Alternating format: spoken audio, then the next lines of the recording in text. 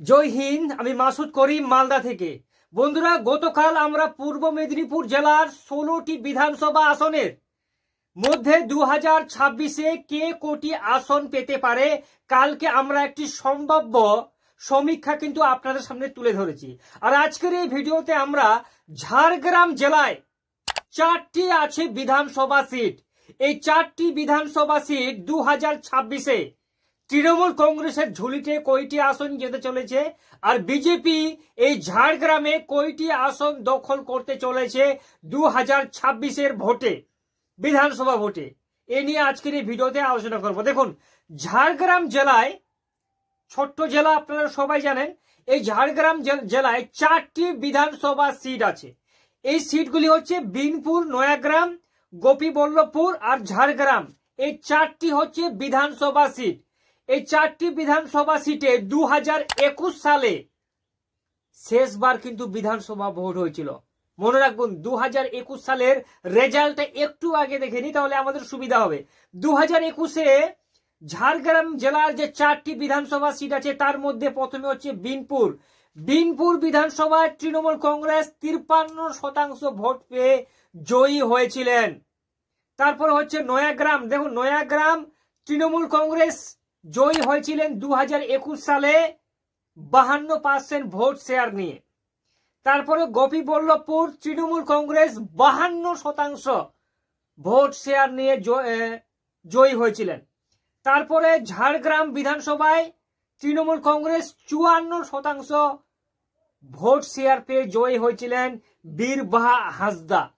বন্ধুরা, এখানে 2021 সালে সবকটি 4টি আসনেই তৃণমূল কংগ্রেস 4টির মধ্যে 4টি আসন জয়ী হন।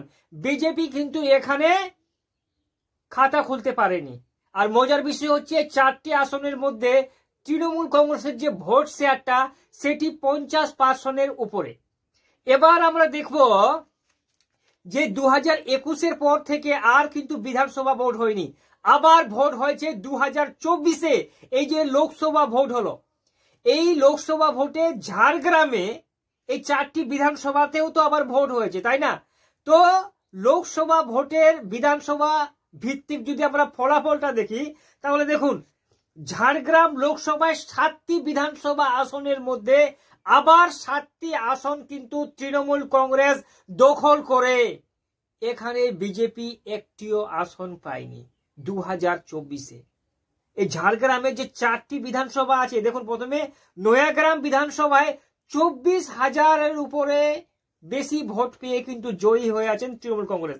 তারপরে বিনপুর 23,942টি ভোটের মেজরিটি নিয়ে তৃণমূল কংগ্রেস জয়ী হয়ে আছেন।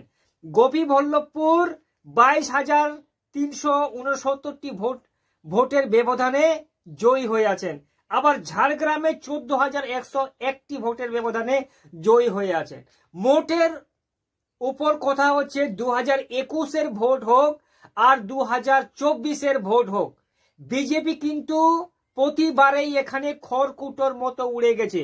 কিন্তু মজার বিষয় কি জানেন, 2019 সালে এই ঝাড়গ্রাম লোকসভায় বিজেপির দখলে ছিল, কিন্তু পরবর্তীতে এই বিজেপি এখান থেকে হারার একমাত্র লক্ষ্য হচ্ছে বিজেপি থেকে অনেক নেতা এখানে তৃণমূল কংগ্রেসে মানে জয়েন করেছিলেন।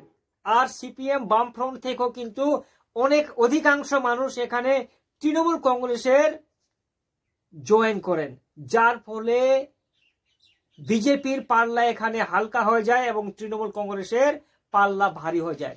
তো সর্বশেষে আমরা এটাই বলতে পারি যে ঝাড়গ্রামে কিন্তু বর্তমানে বিজেপির সেই রকম কিন্তু দাপট বর্তমানে নেই। আর আগামী 2026-এ তৃণমূল কংগ্রেস এই ঝাড়গ্রাম যে 4টি বিধানসভা আসন আছে, এই 4টির মধ্যে 4টি আসনেই কিন্তু সমীক্ষাতে এগিয়ে তৃণমূল কংগ্রেস। আপনার কি মনে হয়? মতামত অবশ্যই কমেন্ট বক্সে জানাবেন। আবার দেখা হবে একটা অন্য ভিডিওতে। ততক্ষণ সবাই ভালো থাকবেন।